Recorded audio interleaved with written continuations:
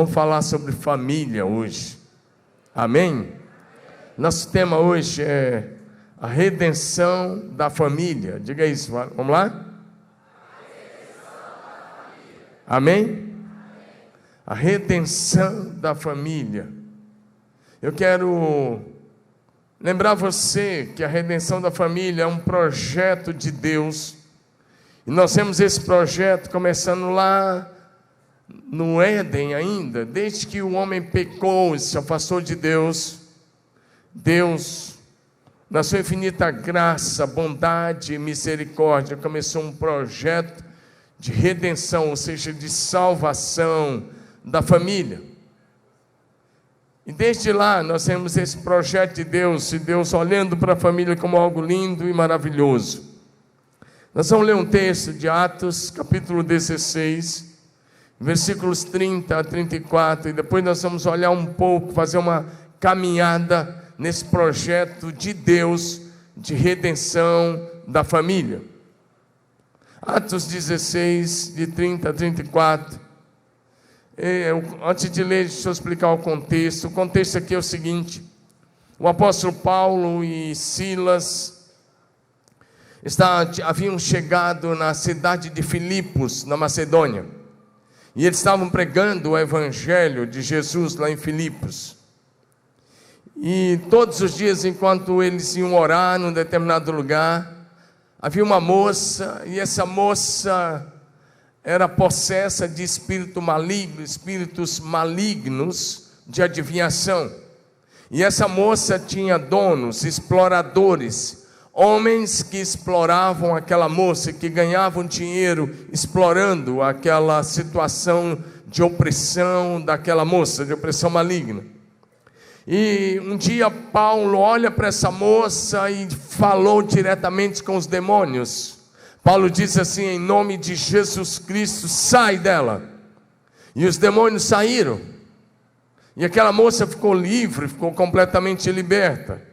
E quando aquela moça ficou liberta, os donos dela, os exploradores daquela moça, viram que o seu lucro agora havia acabado. Que agora eles não teriam mais lucro explorando aquela situação terrível. Então eles ficaram muito bravos com Paulo e Silas, e eles mandaram prender Paulo e Silas. Paulo e Silas foram chicoteados em praça pública, ou seja, eles apanharam em praça pública e depois foram presos, algemados, colocados em uma cadeia. E enquanto eles estavam lá, eles, ao invés de reclamar da situação, a Bíblia nos diz que por volta da meia-noite, Paulo e Silas oravam alto e cantavam hinos a Deus. E os outros presos os escutavam. Então a Bíblia diz que nesse momento veio do céu um terremoto e abalou os alicerces daquele cárcere, daquela prisão. As algemas caíram dos braços dos prisioneiros. O carcereiro, então, ele responderia com a própria vida, pela vida dos presos. Ele pega uma espada, ele ia suicidar-se. Paulo diz: não faça isso, nós estamos aqui, ninguém fugiu.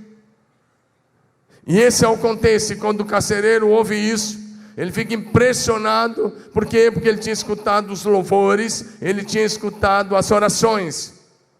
Então ele olha para Paulo e Silas e ele faz a pergunta certa. O carcereiro, tendo pedido uma luz, entrou precipitadamente trêmulo, prostrou-se diante de Paulo e Silas, verso 30 agora, e ele fez uma pergunta, trazendo-os para fora, e disse: senhores, o que eu devo fazer para que seja salvo? O que eu preciso fazer para ser salvo? Pergunta certa.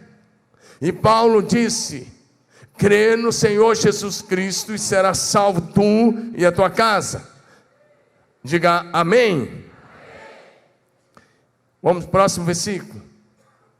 E Paulo pregou a palavra de Deus a ele e a toda a sua família. Naquela mesma hora, naquela mesma madrugada, aquele carcereiro cuidou do Paulo e do Silas, lavou os vergões dos açoites. E a seguir, o carcereiro foi batizado com toda a sua família. Verso 34. Então, levando-os para a sua própria casa, lhes pôs à mesa, e com todos os seus manifestava grande alegria por terem crido em Deus. Diga amém. Senhor, essa é a tua linda, maravilhosa, infalível, santa e poderosa, inspirada palavra. Por favor e por misericórdia, fala conosco por esta palavra. Pai, glorificado, exaltado seja o teu nome, porque estamos reunidos diante da tua face, para o louvor da tua glória. E esse culto não é para homens, é para o Senhor. Por isso, Senhor, nós pedimos, manifeste o teu poder nessa hora, no nosso meio, em nome de Jesus. Diga amém. Diga comigo, a redenção da família. Quero começar dizendo que a sua família é o foco das bênçãos de Deus. Desde o início, Deus tem grande prazer em abençoar a família. Para cada projeto que Deus resolveu realizar na terra, Ele separou um casal, separou uma família. Foi assim desde o início. E Deus vai continuar fazendo assim. Desde o chamado de Abraão, Deus fez uma promessa. Quando Deus chamou Abraão, em Gênesis capítulo 12, verso 3, a parte B, Deus disse algo a Abraão interessante. Ele disse: olha, em ti serão abençoadas ou serão benditas todas as famílias da terra. Amém, amados? Ou seja, quando Deus chama alguém, Ele não chama para abençoar apenas aquela família, Ele chama aquela família, Ele abençoa aquela família, mas o projeto de Deus é estender essa bênção para as demais famílias da sua geração e das gerações futuras. Diga amém. Diga aleluia. Essa promessa que Deus fez a Abraão apontava direto para Jesus Cristo, o nosso Senhor e Salvador. Gálatas capítulo 3, versículos 8 e 9 nos fala sobre isso. Diga comigo, a Bíblia, fala bonito, a Bíblia explica a própria Bíblia. Fala melhor, diga, a Bíblia explica a própria Bíblia.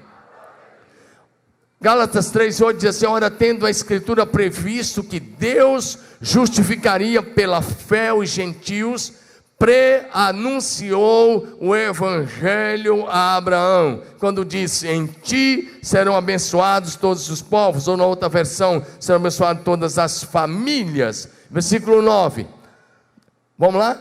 De modo que os da fé são abençoados com o crente Abraão. Diga amém. Diga aleluia. Agora versículo 16, vai para o verso 16 do mesmo capítulo de Gálatas 3. Ora, as promessas foram feitas a Abraão e ao seu descendente. Não diz e aos descendentes, como se falando de muitos, porém de um só, e ao teu descendente que é Cristo. Diga amém. Eu estou te explicando essa promessa. Versos 28 e 29 do mesmo capítulo. De sorte, ou de sorte nessa versão, que não, talvez nem sei se essa palavra existe em português, escolhe aí uma versão melhor, mas de sorte que não pode haver judeu, nem grego, nem escravo, nem liberto, nem homem, nem mulher, porque todos vós sois um em Cristo. Verso 29, e se sois de Cristo, também sois descendentes de Abraão e herdeiros da mesma promessa. Amém? Se tiver a versão RA, por favor, muda para RA, se você tiver ela aí, tá bom? Eu acho que tem, tá? Paulo vai dizer: se vocês são de Cristo, vocês são descendentes, não são descendentes físicos, mas são descendentes espirituais de Abraão. Diga amém. Ou seja, Deus chama Abraão como um projeto de salvação para a humanidade. E ele diz: olha, lá na frente, um descendente teu será o Cristo, o Salvador da humanidade, e nele todas as famílias da terra serão abençoadas. Diga aleluia.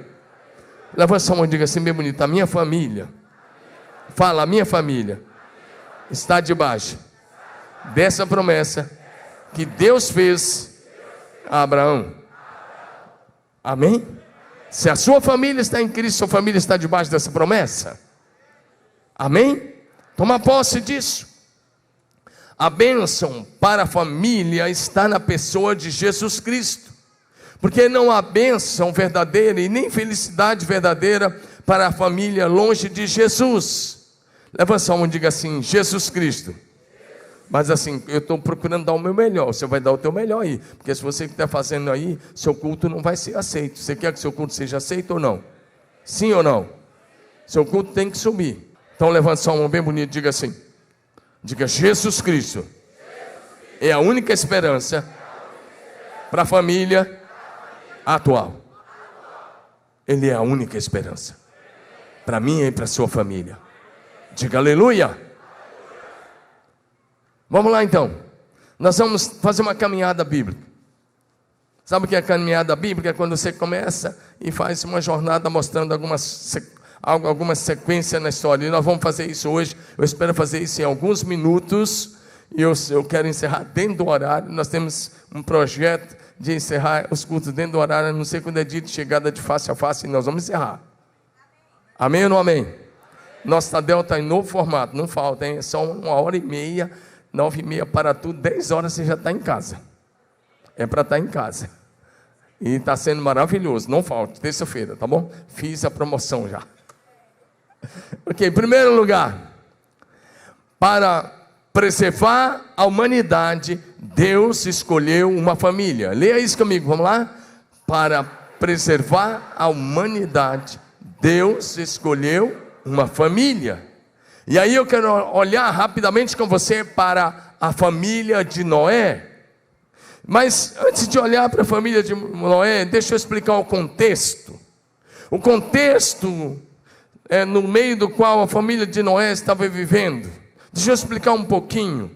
Os primeiros 2 filhos de Adão e Eva, o mais velho chamou-se Caim. E o segundo foi Abel. Mas você sabe que Caim era do maligno. E você sabe que se tornou do maligno. Não é que ele tornou-se um cara do maligno. E ele matou Abel. Ele assassinou o seu próprio irmão. Ele se tornou um homicida. E Deus disse: por causa disso, a maldição vai estar sobre a sua vida e sobre a sua descendência. Então o contexto é o seguinte: os descendentes de Caim, eles se afastaram, tiveram que mudar para uma região leste do Iraque, o Iraque hoje, e eles formaram, a partir de Caim, preste bem atenção no que eu vou falar agora, a partir da família de Caim, foi estabelecida na terra uma linhagem maligna, e a linhagem do Caim passou a ser conhecida na terra como os filhos dos homens. Mas a Bíblia diz que quando Adão tinha 130 anos, ele teve um terceiro filho, homem. Eles tiveram várias filhas, mas o terceiro filho, o homem de Adão, chamou-se Sete. E a Bíblia vai dizer para a gente, quando vai falar que nesse período que Sete nasceu, os homens, a descendência de Sete, passou a buscar ao Senhor, e a descendência de Sete passou a andar com Deus. Tem algo lindo, maravilhoso aí, porque a própria Bíblia, no livro de Gênesis, vai dizer para a gente que a linhagem de Sete, a descendência de Sete, passou a ser conhecida na terra como os filhos de Deus. E aí eu já tenho a primeira pergunta para você que é pai, para você que é mãe, e para você que um dia vai ser papai ou que vai ser mamãe. Olha bem para mim que vai a primeira pergunta aí, e vocês podem conversar também sobre isso lá na célula, na quarta-feira ou na quinta. Presta bem atenção nessa pergunta. A pergunta é: como você quer que a sua descendência seja conhecida na terra? A sua descendência, os seus filhos, netos, bisnetos, tataranetos, a sua linhagem pode ser conhecida na terra apenas como os filhos dos homens, ou a sua linhagem pode ser conhecida na terra como os filhos de Deus? Qual é a tua escolha? Olha para mim, estou falando com você e eu quero um feedback seu. Qual é a tua escolha? Se você quer que a sua linhagem seja conhecida como os filhos de Deus na terra, isso é lindo e é maravilhoso. Mas você vai ter que fazer um compromisso de servir somente ao Senhor, de amar o Senhor de todo o coração e de servir ao Senhor e somente a Ele com toda a sua casa. Diga amém. Caim fez uma escolha, ouviu Satanás e estabeleceu uma descendência, uma linhagem maligna na terra. Por que eu estou te explicando isso? Porque tem algumas heresias que têm que cair por terra. E até alguns teólogos escreveram isso de uma forma errônea. Se você pega uma Bíblia, por exemplo, e lê Gênesis 6, e aí tem um texto assim, o Gênesis 6 começa dizendo que os filhos de Deus começaram a se casar com as filhas dos homens, e aí houve uma corrupção generalizada. O pecado se generalizou, e aí qual é a heresia? A heresia é quando alguns teólogos começam a dizer, não, os filhos de Deus eram os anjos, e os anjos começaram a se relacionar com as filhas dos homens. Não, isso é heresia, e é uma heresia grosseira. Os anjos são assexuais, ou seja, os anjos não têm sexo. Foi Jesus quem disse. Quando os saduceus perguntaram para Jesus, contaram uma historinha lá que eles montaram sobre a lei do levorato. Disseram, a mulher tinha um marido, ele morreu, e essa lei dizia que se o homem morresse, não deixasse filho, o outro irmão tinha que casar, e aí o primeiro filho tinha que colocar o nome do falecido para a memória dele, e assim por diante. E eles montaram uma historinha lá e falaram, a mulher teve 7 maridos, 7 irmãos casaram com ela e nenhum deixou filho. E aí eles falam assim para Jesus, Jesus, já que o senhor está falando aí de ressurreição, na ressurreição então de quem que ela será esposa? E Jesus olhou para os saduceus e disse, errais, não conhecendo as escrituras e nem o poder de Deus, porque na ressurreição dos mortos não se casa e não são dados em casamento, mas serão como santos anjos no céu. Diga aleluia. Então o que acontece? Na verdade, quando a Bíblia diz os filhos, em Gênesis 6, eu estou em Gênesis 6, quando a Bíblia diz em Gênesis 6 que os filhos de Deus começaram a se casar com os filhos dos homens, sabe o que a Bíblia está dizendo a linhagem maligna de Caim começou a se misturar com a linhagem santa que vinha de Sete. E quando essas duas linhagens começaram a se casar, então houve uma corrupção generalizada. E eu quero te dizer uma coisa, olha bem para mim.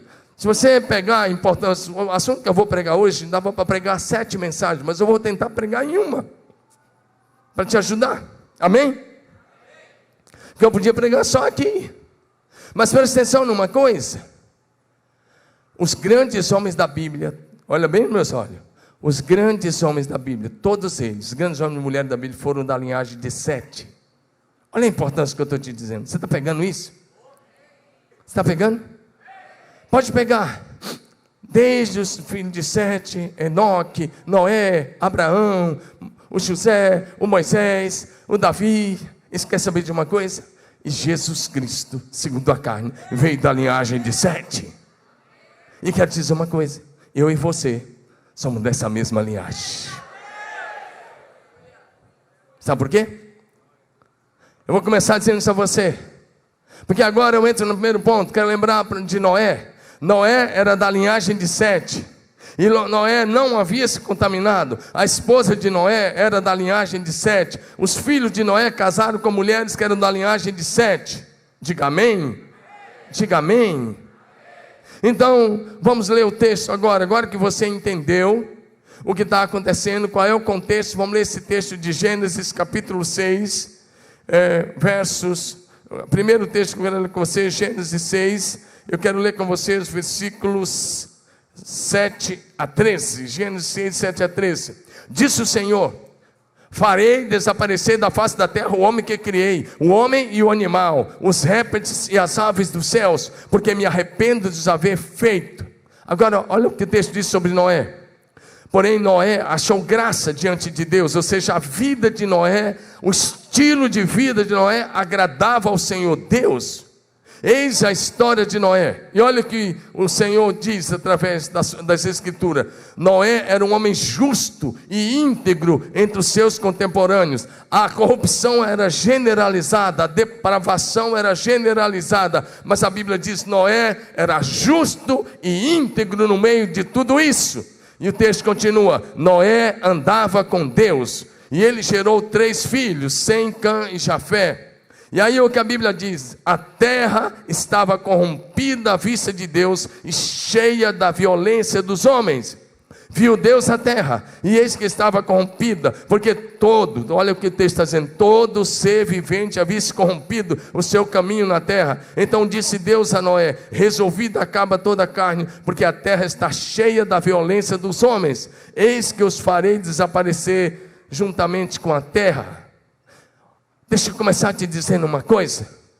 Agora, antes de te dizer o que eu ia falar sobre a corrupção, capítulo 6, verso 18. No meio de tudo isso, Deus olha para nós e diz: mas com você estabelecerei a minha aliança. Você vai entrar na arca, tu, teus filhos, a tua mulher e as mulheres dos teus filhos. Diga amém. Diga aleluia. Diga amém. Olha para mim. O problema, a gente olha para o Brasil e a gente vê corrupção para tudo que é lado, na política. Na maioria dos segmentos você vê corrupção, mas eu quero te dizer, o problema não é a corrupção lá fora, o problema é quando os filhos de Deus não vivem como Noé viveu no meio da sua geração. Você está comigo ou não? O problema é quando a igreja não brilha como luz. O problema é quando a igreja não salga mais, é quando o sal perde o sabor. Porque Noé está vivendo no meio de uma geração completamente corrompida, mas ele tinha um estilo de vida santo. Posso ouvir um amém de quem está me entendendo ou não? Sabe de uma coisa? Seu filho, um adolescente, às vezes chega para você pedindo para ir em algumas festinhas, em alguns lugares, ou para usar determinadas coisas, e o argumento dele quando você dá não é: pai, o que tem? Está todo mundo fazendo. Deixa eu dizer uma coisa, os filhos de Noé não falaram isso com ele, porque estava todo mundo corrompido, perverso e cheio de violência, mas os filhos dele estavam com ele. Pai, mãe, segura os seus filhos com você, ensina o caminho que eles devem andar e mantenha a sua família em santidade e obediência a Deus e a sua palavra. Talvez seu filho não está precisando de um celular da última geração, do último modelo, ou daquele tênis de marca. Seu filho está precisando aprender a amar a Deus e obedecer a palavra de Deus. Para Jesus pode fazer melhor. Presta bem atenção no que está acontecendo. Deus diz: todas as outras famílias vão morrer, mas a sua família, Noé, vai viver. E eu vou recomeçar a humanidade a partir da tua família, porque a tua família é santa. Você está entendendo isso ou não? Deus hoje pode falar o mesmo para a sua família, dizendo: eu vou preservar a sua família, vou preservar a sua linhagem, porque a sua linhagem é santa. Deus pode fazer isso. Só pais santos, comprometidos com Deus, podem gerar filhos santos, comprometidos com Deus, comprometidos com a santidade ao Senhor. A Bíblia diz que Noé andava com Deus, e os seus filhos estavam com ele.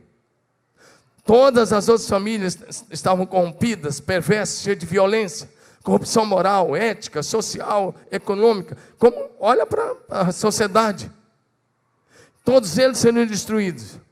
Mas a família de Noé foi separada por Deus e salva por Deus, porque o estilo de vida deles agradou a Deus. Vai mais uma pergunta, olha para mim. O estilo de vida da sua família agrada a Deus? O estilo de vida da sua família agrada a Deus?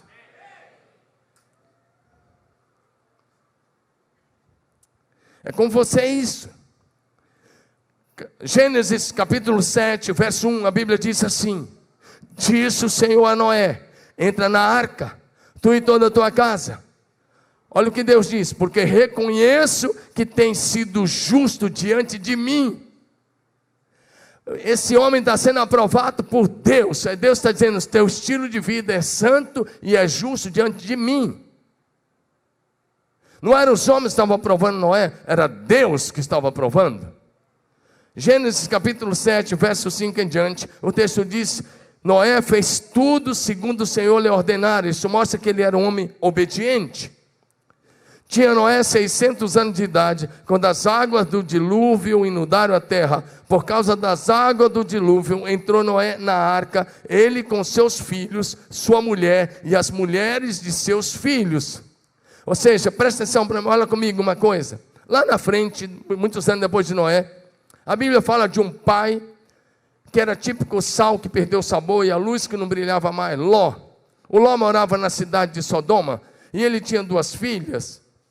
E Deus, ouvindo a oração de Abraão, mandou 2 anjos até a casa de Ló, e os anjos passaram a noite lá, mas de madrugada, lá pelas 4, 5 da manhã no máximo, os anjos levantaram Ló, acordaram Ló, suas filhas, sua mulher, e falaram: Ló, aliás, à noite, eles pediram por Ló: Ló, vai atrás dos teus genros, os caras que estavam noivos, já estão com compromisso de casamento com as filhas, vai lá, fala com eles para virem para a tua casa e para saírem, porque a cidade vai ser destruída antes que o sol nasça. E Ló foi e falou com os caras: ô genros, é o seguinte, vamos para a minha casa e nós vamos sair de madrugada, porque Deus vai destruir a cidade. E os caras olharam para ele. Se você ler Gênesis 19, a Bíblia vai dizer que eles riram da cara do Ló e acharam que o Ló estava contando uma piada.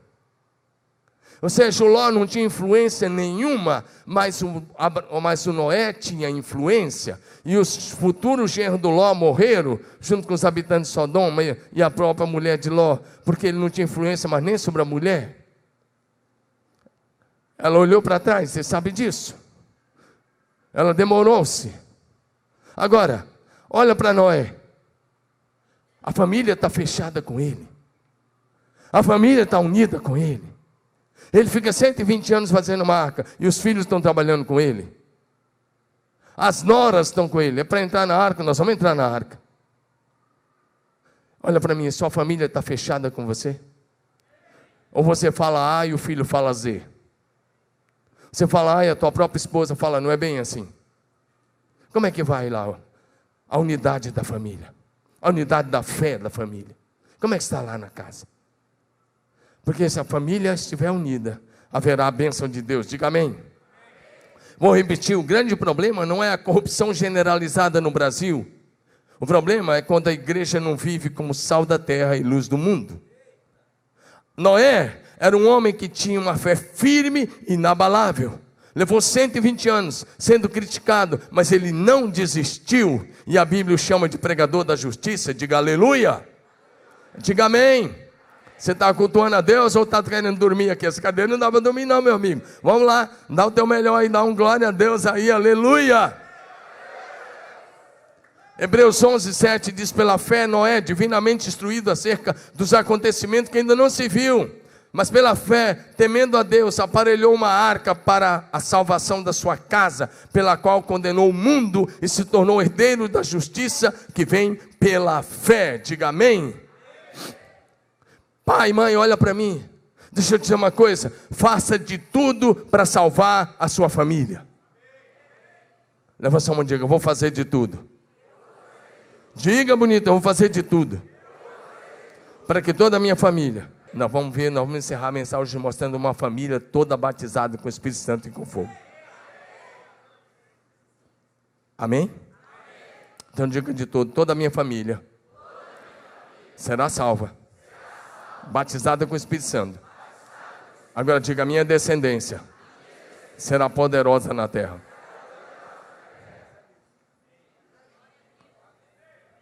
É para Jesus dar um lindo aplauso a ele.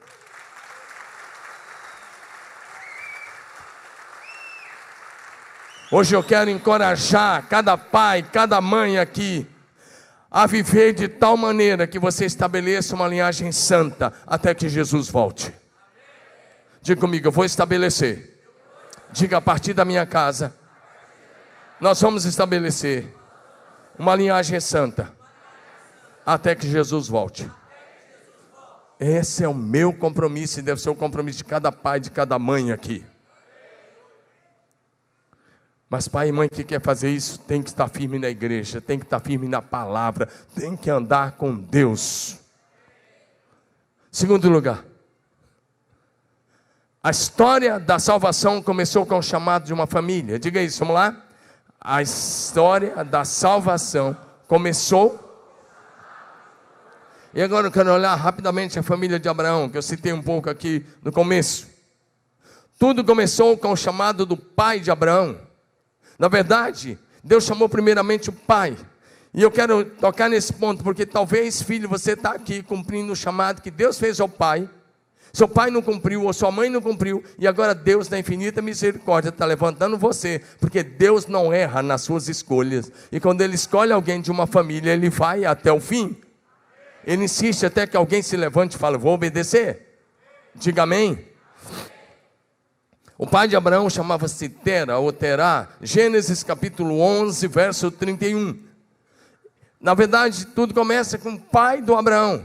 Olha aí, tomou Tera a Abraão, ou Abrão, seu filho, e a Ló, um neto dele, filho de Arã. Esse Arã tinha morrido, filho de seu filho. E a Sarai, Sarai era Sara, mulher de Abraão, sua nora, mulher de seu filho Abrão. Olha aí, e saiu com eles de Ur dos Caldeus, região norte do Iraque, para ir à terra, diga comigo, Canaã. Olha aí o chamado desse pai. Foram até Arã e pararam. Olha aí, esse cara começa obedecendo. Ele viajou cerca de 700 quilômetros, mas quando chegou em Arã, aquela região tem muito deserto, ele deve ter chegado em Arã e falou: tá legal aqui, devia ter água suficiente, devia ter árvores, pasto para o gado, porque eles eram criadores de gado, e falaram assim: vamos estabelecer aqui. Só que o próximo versículo fala de uma coisa interessante, mostra que o Tera morreu. O texto vai dizer que, tendo vivido 205 anos, morreu em Arã. Ele morreu no meio do caminho, ainda faltava 700 quilômetros para frente. Aí é que vem o capítulo 12, quando a Bíblia foi escrita não tinha os números. Se você olhar, aí só tinha um ponto, e aí já vem o chamado do Abraão. Não tinha nada de capítulo nem versículo, isso foi só colocado alguns anos atrás para melhorar o estudo. Por isso, o teu próximo faz um ponto com a morte do pai, e quando o pai morre, Deus aparece a Abraão, na pessoa de Jesus, numa teofania, e fala: Abraão,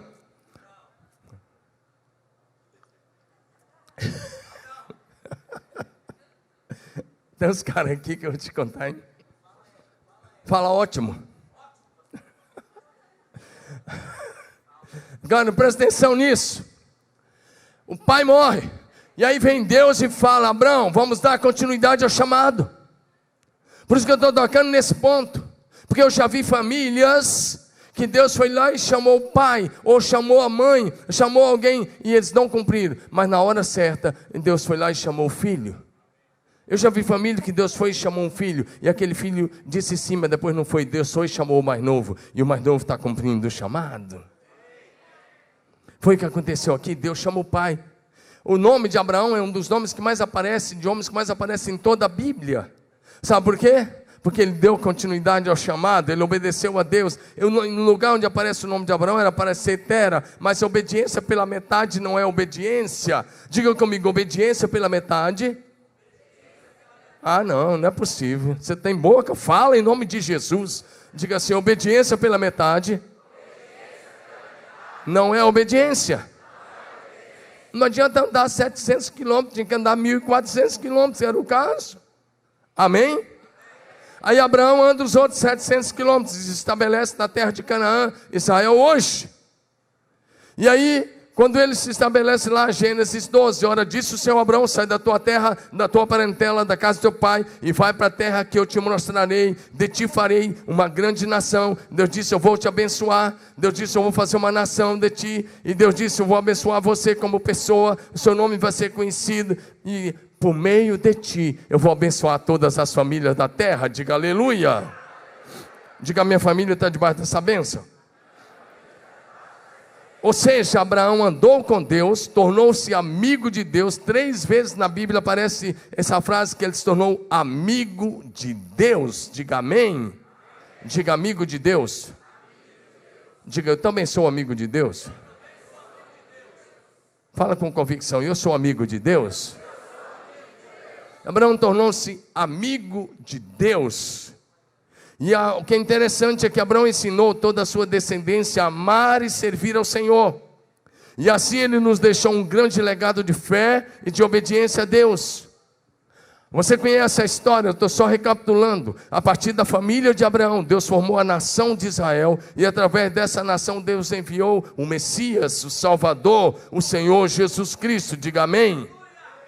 Abraão andou com Deus pela fé. Hebreus 11, 8 e 9 diz que Abraão, sendo chamado, obedeceu e saiu sem saber para onde ia, mas foi pela fé. E o verso 9 vai dizer que ele habitou em tendas com Isaac e Jacó. Ele era um homem muito rico, um homem muito próspero, mas a Bíblia diz que ele não construiu casa, ele habitou em tendas com seu filho Isaac, com seu neto Jacó, porque ele teve uma visão da cidade de Deus, ele teve uma visão da cidade celestial, e porque ele viu a cidade que tem fundamentos eternos, da qual Deus é o arquiteto e edificador, ele habitou em tendas. Diga amém, diga aleluia. E Deus disse assim para ele: seja uma bênção. Quando Deus chamou, eu quero que você vire para o seu vizinho de cadeira e fale uma coisa com ele. Diga assim para ele, vira para ele, não é para mim agora não, por favor, varão, varoa, homem de Deus, mulher de Deus, fala assim: sua família já é uma bênção.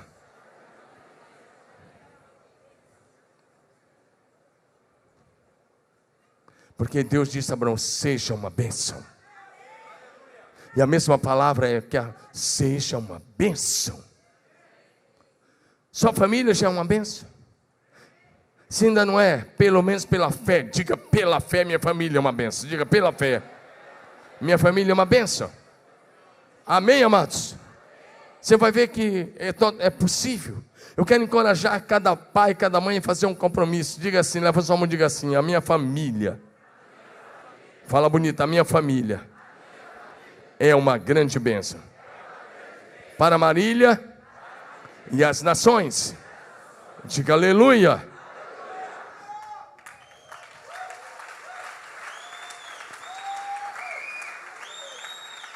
Sua família já é uma bênção para Marília e será uma grande bênção para as nações. Porque o meu chamado de Abraão está com você. Terceiro lugar. Vamos rapidamente, terceiro lugar.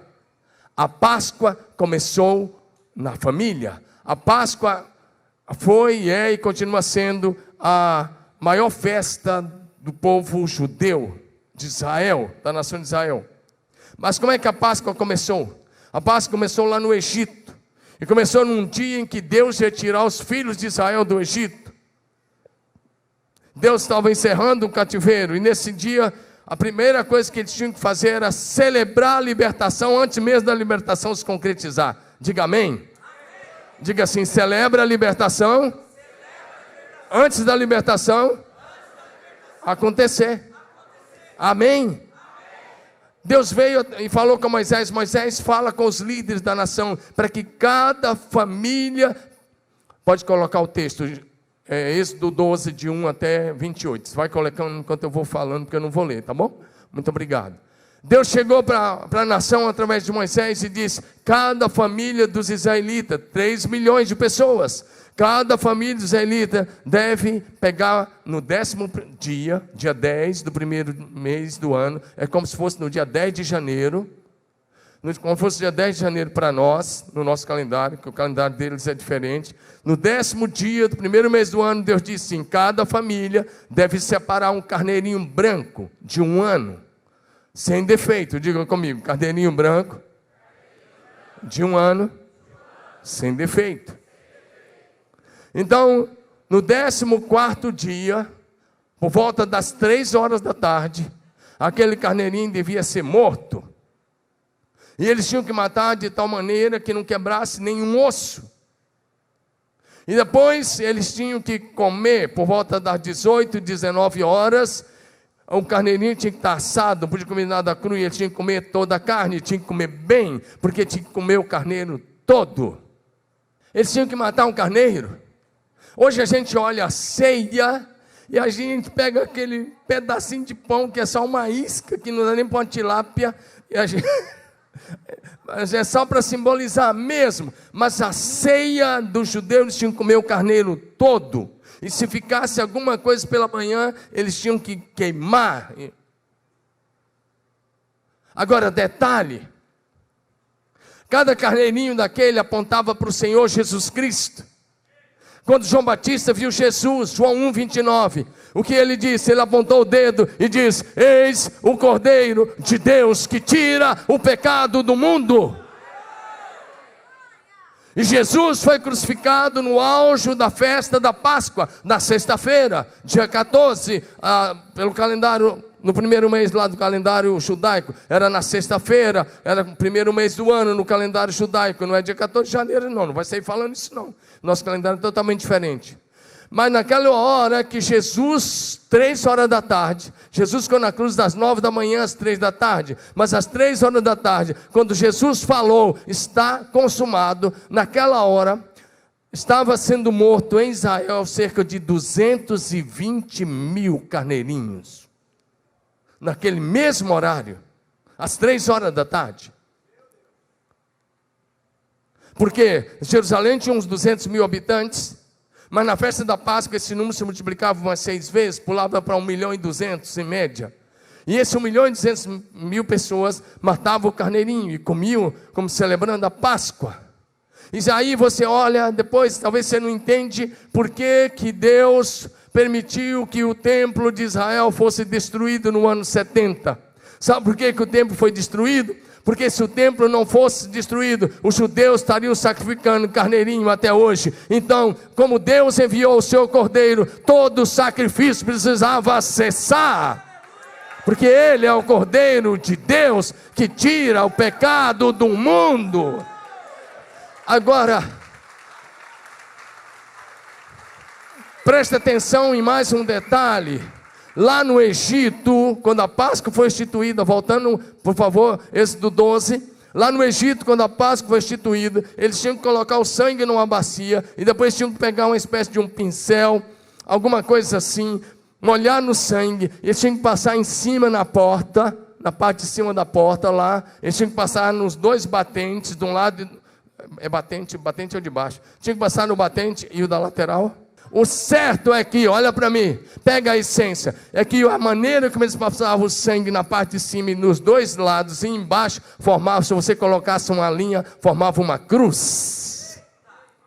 Meia-noite daquele dia, o anjo da morte, com a permissão de Deus, ia passar matando o filho mais velho de cada família do Egito, desde o filho do faraó, que se assentava com ele no trono, até o filho da pessoa mais simples, o filho mais velho ia morrer naquela noite, mas na casa que tivesse a marca do sangue, o anjo da morte passava por cima. Você está entendendo ou não? Sabe que o autor da Bíblia é o Espírito Santo, mas ele usa Moisés para dizer assim, que em todo o lugar onde os filhos de Israel habitavam, as casas que estavam marcadas com sangue, nenhum cão moveu a orelha. Mas na casa dos egípcios, na casa daqueles que não marcaram a porta com sangue, em todas as casas havia luto. Ei, olha aqui nos meus olhos. A proteção para a sua família não está no porte de arma que agora você vai poder ter. A proteção para a tua família não está na cerca elétrica e nem no vigia que talvez você paga. A proteção para a sua família não está no condomínio que você mora. A proteção para a tua família não está nas coisas desse mundo. A proteção e a segurança para a sua família está debaixo da cobertura do sangue de Jesus Cristo de Nazaré, derramado na cruz do Calvário. Dá um glória a Deus. Só as famílias que estavam com a casa marcada pelo sangue estavam protegidas do anjo da morte. Diga amém. Diga aleluia. E eu te pergunto, a sua família está marcada com o sangue do Cordeiro? A sua família está debaixo do sangue da nova e eterna aliança? A sua família está debaixo do sangue da nova e eterna aliança, o sangue de Jesus derramado na cruz do Calvário? É debaixo do sangue de Jesus que tem proteção, segurança, cuidado e o favor de Deus para a tua família. Todas as outras seguranças são falhas e são passageiras. Eu quero só enumerar mais 2 pontos e nós vamos conseguir, se Deus quiser, eu acredito que Ele quer. 4º lugar, diga assim comigo, Deus tem uma nova história. Diga para a minha família. Fala de novo, Deus tem uma nova história para a minha família. E agora eu quero olhar com você rapidinho a família de Raabe. O contexto que a Raabe viveu é o contexto em que Josué está chegando com o povo para entrar na terra prometida. E quando Josué ainda estava nas campinas do Jordão, antes de atravessar o rio Jordão, ele mandou 2 espias, 2 rapazes da confiança dele, rapazes especiais. Ele mandou eles entrar na terra espiar. E uma das cidades que eles tinham que espiar era a cidade de Jericó, que era a cidade mais fortificada da terra na época. Ela tinha 2 muralhas grandes, fortes, muralhas de pedra. Diz que dava para passar 2 carros emparelhados em cima de cada muralha. Tinha uma muralha, um fosso, onde podia ter cobra e animais peçonhentos, e a outra muralha. E eles entram na cidade. E quando eles entraram na cidade, eu estou em Josué capítulo 2, versos 1 a 4 agora. Quando eles entram na cidade, eles vão na casa de uma prostituta. De Sitim enviou Josué, filho de Nun, 2 homens, secretamente como espias, dizendo: andai e observar a terra de Jericó. Foram, pois, entrar na casa de uma mulher prostituta, presta atenção nesse detalhe, cujo nome era Raabe, diga Raabe, e pousaram ali. Então se deu a notícia ao rei de Jericó, dizendo: eis que essa noite vieram aqui uns homens dos filhos de Israel para espiar a terra. Mandou, pois, o rei de Jericó dizer a Raabe: faz sair os homens que vieram a ti e entraram na tua casa, porque vieram espiar toda a terra. A mulher, porém, havia tomado e escondido os 2 homens, e disse: é verdade que os 2 homens vieram a mim, porém não sabia de onde eram. Na verdade, ela havia escondido eles embaixo de algumas colheitas que ela tinha lá no eirado da sua casa. A casa dela era sobre a muralha. Então Raabe recebeu em sua casa esses 2 homens, 2 rapazes, e ela os protegeu. Mas sabe de uma coisa? Capítulo 2, versos 11 a 4, mostra que a Raabe agora cria em Deus. Ela conhecia, sabe quando Deus faz grandes coisas, a notícia corre. Ela sabia da história que Deus havia feito o povo passar o mar vermelho a pé enxuto. Isso se espalhou entre as nações, de que aquele povo era um povo especial. Aí ela começa a falar, ela disse isso aos espias, por isso que eu estou falando. Ouvindo isso, desmaiou-nos o coração, e em ninguém mais há ânimo algum, por causa da vossa presença. Olha o que ela diz sobre Deus: porque o Senhor vosso Deus é Deus em cima nos céus e embaixo na terra. Ele está dizendo, Ele é o único Deus. E aí o que ela pede? Ela pede o que a gente tem que fazer pela família. Agora, pois, jurai-me, vos peço, pelo Senhor, que assim como usei de misericórdia para convosco, também dela usareis para com a casa do meu pai, e que me dareis um sinal certo. Próximo. De que conservareis a vida do meu pai e a minha mãe, como também os meus irmãos e as minhas irmãs, com tudo o que tem, e de que livrareis a nossa vida da morte. Ela está dizendo, vocês vão destruir a cidade, mas eu quero um compromisso: eu proteja a minha família, assim como eu protegi a vida de vocês. Diga amém. É interessante porque ela está clamando pela família, e Deus então escreveu uma história linda, linda, linda, linda. A graça de Deus muda o passado da tua família. Essa parte aqui é muito importante, que talvez você está colocando a culpa pelas suas falhas dos seus antepassados. Às vezes a gente vai conversar com o marido que trai a esposa, ele fala: não, pai, não, pastor, é porque eu venho de uma família que os maridos traem a esposa. Ei, essa desculpa está furada, meu amigo, ela não vale. Se você está em Cristo, isso faz parte da velha vida. Agora em Cristo é uma nova história. E se você, esposa, está fazendo a mesma coisa dessa forma, não coloque a culpa nos seus antepassados. Seja responsável pelo teu pecado. Aí eu conheço filho que não estuda, fala: não, porque na nossa família ninguém estuda. Não estudava. Você agora é um filho de Deus. A proposta é outra, o estilo de vida é outro. Diga amém. Olha o que a Raabe, ela era uma prostituta. Olha o que vai acontecer com essa mulher. Olha o que vai acontecer, como é linda a história dela, maravilhosa.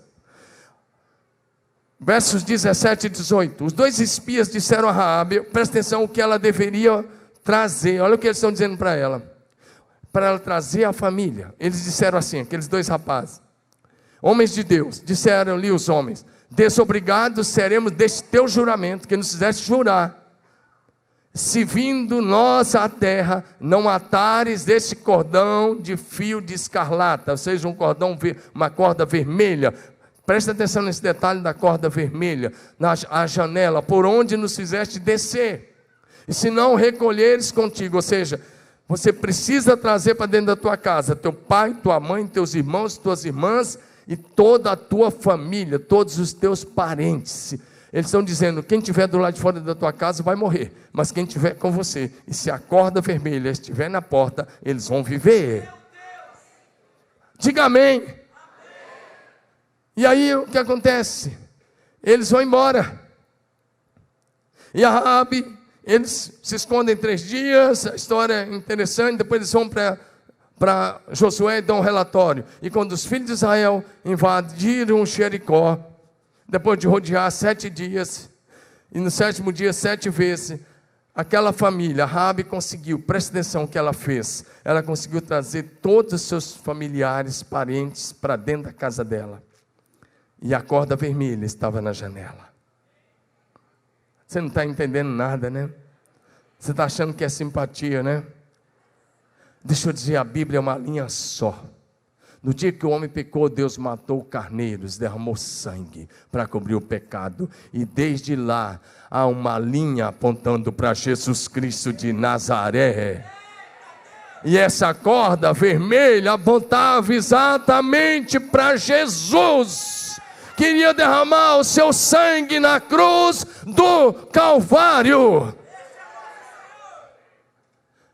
E ela coloca a corda vermelha, aquela corda apontava diretamente para Jesus, e para o derramamento do sangue dele na cruz do Calvário. E aí eu repito de novo, assim como lá no Egito, as casas marcadas com sangue, a casa da Raabe tinha uma corda vermelha simbolizando o sangue, e ali eles estavam protegidos. E eu repito, a segurança para a sua família está debaixo do sangue de Jesus Cristo, o Cordeiro de Deus, que tira o pecado do mundo.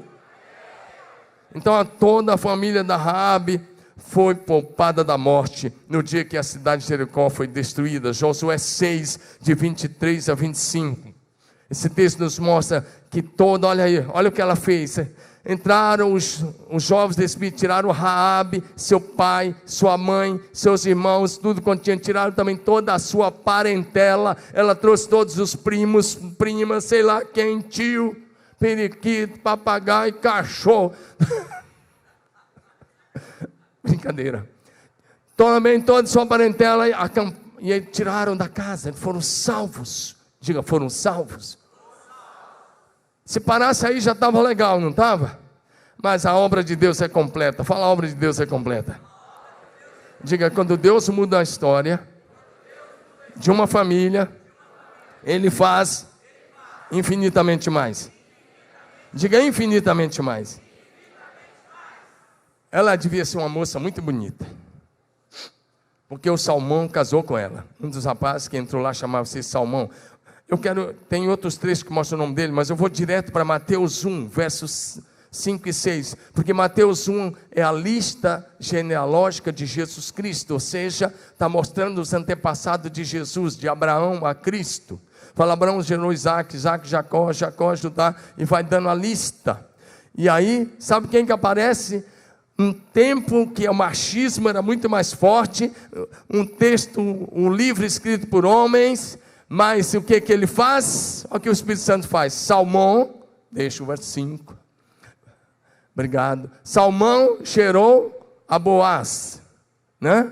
Cuja mãe ela foi a mãe do Boaz. Esse Boaz é um cara fantástico, que casou com a Ruth. E a Ruth gerou Obed. E Obed gerou a Jessé. E Jessé gerou quem?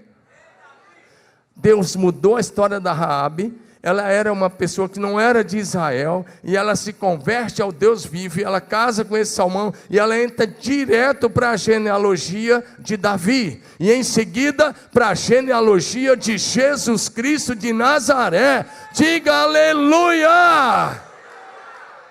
Você entende agora que você não tem desculpa para ficar nesses pecadinhos folgados que você está andando nele? Esses pecadinhos prediletos que você está andando nele? E você está botando culpa no seu pai, na sua mãe? Porque a Raabe era uma meretriz e ela se converteu e entrou para a genealogia de Jesus Cristo.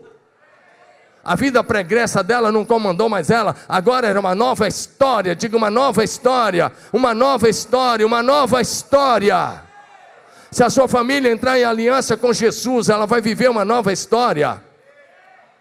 Para de ficar botando culpa, dizendo, não, pastor, é porque a minha família está debaixo de maldição. Está debaixo de maldição se não tiver Jesus. Porque se estiver em Jesus, não está mais debaixo de maldição.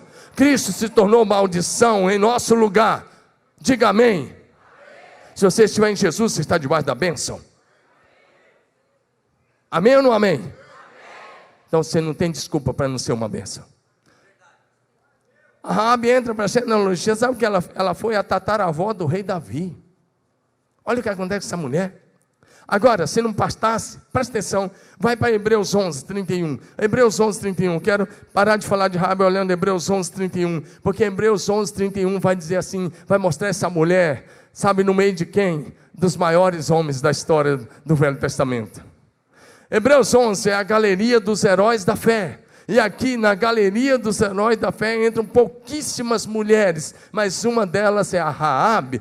Pela fé, e a Bíblia não esquece do passado dela, o Espírito Santo faz questão de lembrar que ela era, pela fé, a prostituta Raabe, por ter recolhido os espias, não foi morta com os que haviam sido desobedientes.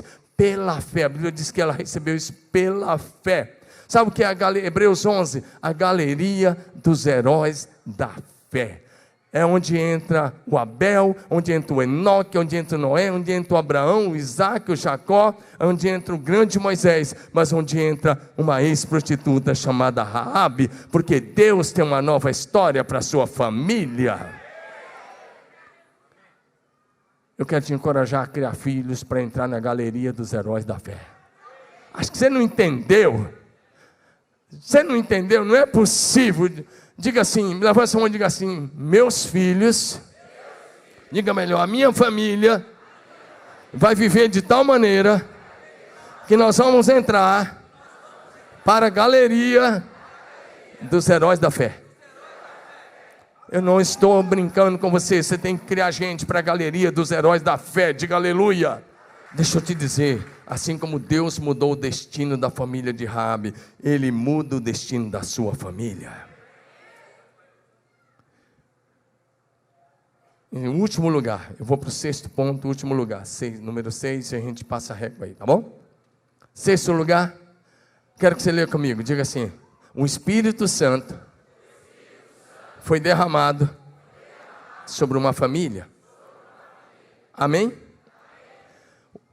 O derramamento do Espírito Santo no dia de Pentecostes foi lá em Jerusalém, num tabernáculo, sobre os 120 discípulos. Mas o que temos aqui no texto que vamos mostrar, o que temos no texto que eu vou mostrar, presta bem atenção, tem algumas lições nesse texto, a gente vai orar. Vai para Atos capítulo 10, eu quero olhar com você a família do Cornélio.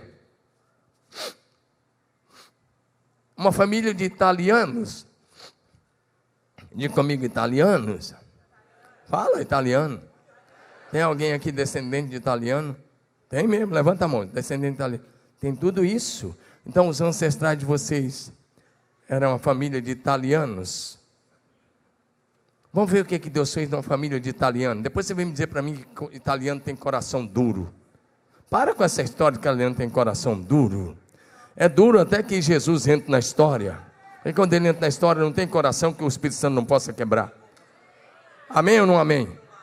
Ah, pastor, que meu sangue é espanhol, italiano, é nada. Você está precisando de Jesus sendo Senhor da sua vida e do Espírito Santo governando seus lábios, seu coração e sua mente. Diga amém. Vamos olhar uma família de italianos. Sério, olha aí. Atos capítulo 10. Cesareia Marítima. Quando a gente vai em Israel, a gente vai nesse lugar. Tem até um anfiteatro lá ainda, desde a época de Cornélio. Está lá. Morava em Cesareia um homem de nome Cornélio, centurião da corte italiana. Diga italiana. Agora, presta atenção, sabe o que é centurião? Ele era uma espécie, eu não sei que quem comanda 100 soldados, não sei se é apenas um major ou já é um coronel, alguma coisa assim. Se não fosse um major, é um coronel do exército romano. Mas olha o que a Bíblia diz, diga comigo, piedoso, não, fala bonito, piedoso e temente a Deus com toda a sua família. Porque casa aí é família, não é tijolo e pedra. Diga de novo, Cornélio, homem piedoso e temente a Deus com toda a sua família. Olha o que a Bíblia diz, piedoso e temente a Deus. Ele não era judeu. Roma dominava o mundo da época, e a Judéia estava debaixo do controle e do domínio romano. Mas esse coronel, podemos dizer assim, tinha um coração convertido a Deus.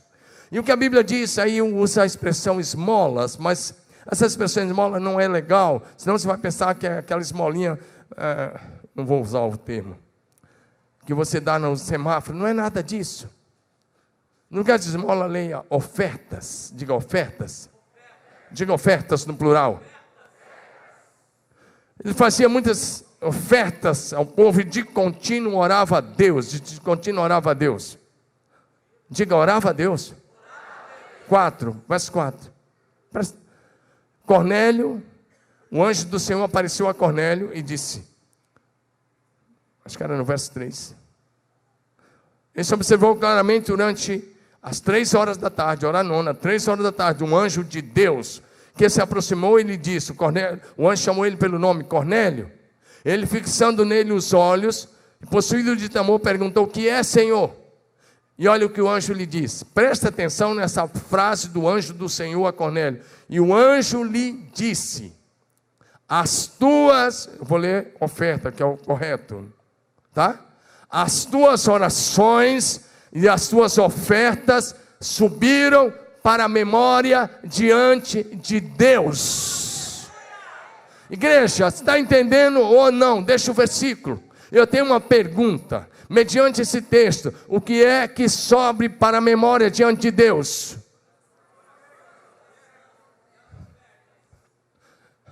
Quem sabe se acorda? Cornélio não estava dormindo, era 3 horas da tarde, viu um anjo.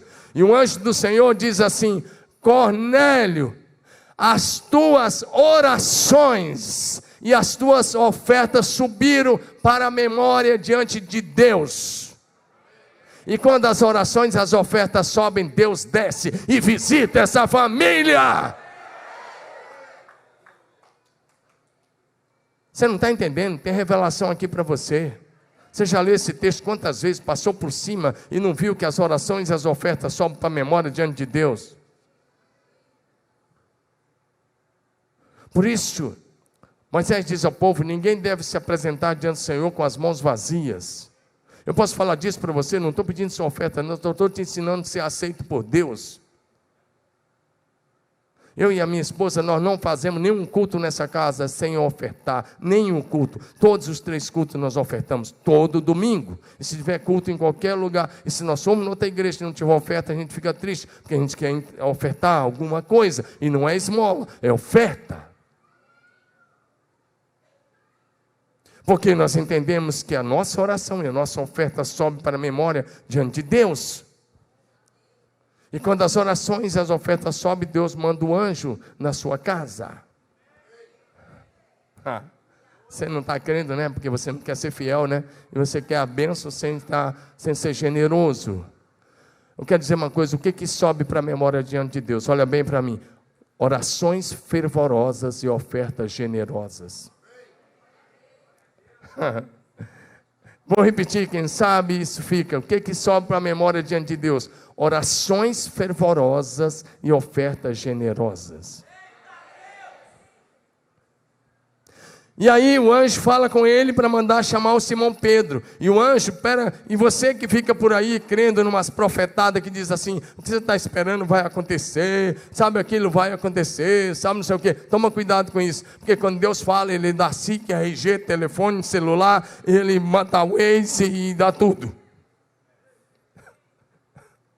É sério, o anjo fala com ele, manda chamar Simão, chamado Pedro. Ele está na casa de um outro Simão, que tem a casa junto do mar, está lá em Jope. Você vai buscar ele, ele vai dizer o que você deve fazer. Cornélio pegou 2 soldados e mais um servo dele e mandou. E eles vão lá e o Pedro foi lá.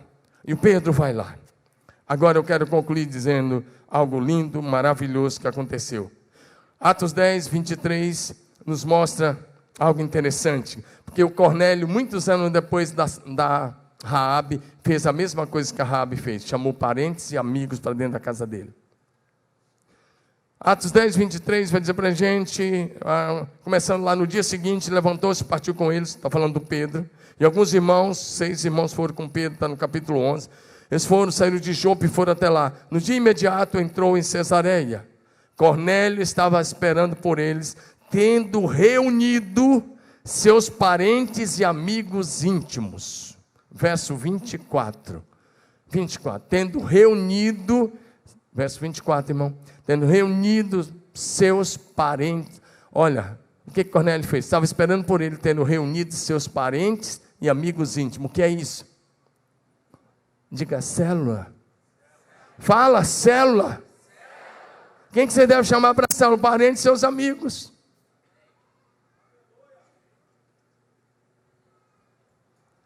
Acho que você não está entendendo, né? Diga célula. Diga grupo familiar. Mas acontece é que você precisa levar seus parentes, seus amigos para dentro da sua casa. E o Pedro começa a pregar no verso 38. E ele começa a apresentar Jesus Cristo. Sabe esse sermão de Pedro? Não foi nem até na metade. E aí eu concluo a mensagem, dizendo que Deus quer fazer na sua casa. A nossa casa precisa ser lugar de salvação para muita gente. Enquanto o apóstolo Pedro começou a pregar na casa de Cornélio, Deus enviou o Espírito Santo. Eu quero dizer uma coisa, Deus batizou aquela italianada toda com o Espírito Santo e com fogo naquele dia. Italiano já faz barulho, agora imagine esse povo todo cheio do Espírito Santo, fazendo barulho, falando em línguas, se profetizando, exaltando a Deus. Imagina o que ficou a casa do Cornélio. Você acha que eu estou brincando? Então vamos para o verso 44 e a gente vai encerrar. O pessoal do louvor já pode subir. Ainda Pedro falava essas coisas. Olha para mim, igreja. Quando caiu o Espírito Santo sobre todos, a nossa casa tem que atrair a presença do céu. O céu precisa se manifestar na casa. A casa de Cornélio foi o lugar onde o céu se manifestou. Quando Pedro começou a falar, estava pregando o sermão, acabou de apresentar Jesus Cristo. Esse povo nem tinha sido batizado nas águas. Sabe por que eles receberam o Espírito Santo? Porque Cornélio já tinha dado o testemunho que o anjo tinha visitado ele. Sabe por quê? A família de Cornélio já era uma família que orava e era uma família piedosa. Ou seja, o terreno estava pronto. Diga amém. Olha o próximo versículo. O Espírito Santo, a Bíblia diz que todos, diga assim, todos. Segura aí esse instrumento um pouquinho. Diga todos. Diga todos que estavam na casa de Cornélio foram batizados com o Espírito Santo. Próximo versículo, 45. E os fiéis, ou seja, os fiéis eram os 6 que tinham ido com Pedro, que eram da circuncisão, judeus, que vieram com Pedro, admiraram-se. Sabe por quê? Porque também sobre os gentios italianos foi derramado o dom do Espírito Santo. Olha aí, olha a italianada lá. Pois os ouviram falando em línguas e engrandecendo a Deus. E o Pedro pergunta, olha o que o Pedro fala: porventura pode alguém recusar a água para que não sejam batizados? Olha o que o Pedro diz. Pedro tinha recebido o Espírito Santo com poder lá no dia de Pentecostes. Agora ele está vivendo um segundo Pentecostes sobre os gentios. E o Pedro diz: como é que a gente vai deixar de batizar esses homens que receberam o Espírito Santo igual nós? Igreja linda, levanta a cabeça. O que o Pedro está dizendo é que do mesmo jeito que o Espírito Santo desceu no dia de Pentecostes, desceu na casa de Cornélio. Diga amém. Fala, vai ser assim na minha casa. Diga em nome de Jesus, vai ser assim na minha célula. E mandou que eles fossem batizados em nome de Jesus. E Pedro permaneceu alguns dias lá. A minha casa é a sua casa, tem que ser lugar da manifestação do céu na terra. A nossa célula tem que ser lugar de céu na terra. Cornélio reuniu seus parentes, seus amigos. O que eu estou tentando dizer, meu amigo, para você: abra sua casa, seja hospedeiro de uma célula, de um grupo de família. Fale de Jesus para os seus parentes e amigos mais íntimos, porque Deus está pronto a derramar o Espírito Santo sobre a sua família. A sua casa é um lugar onde as pessoas são batizadas com o Espírito Santo, é um lugar onde as pessoas são curadas. A sua casa precisa ser lugar de cura, lugar de salvação, de libertação, da manifestação do céu na terra. A sua casa precisa ter um ambiente favorável para que o Espírito Santo se manifeste.